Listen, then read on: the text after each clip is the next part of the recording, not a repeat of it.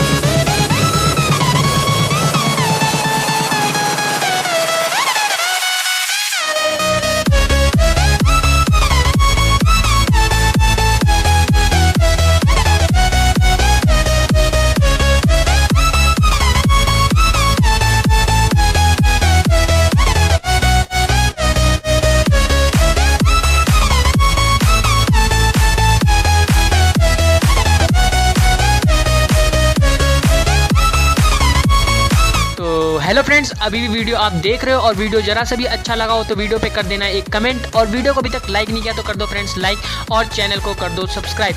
तो मिलते हैं फ्रेंड्स नेक्स्ट वीडियो में, तब तक के लिए गुड बाय।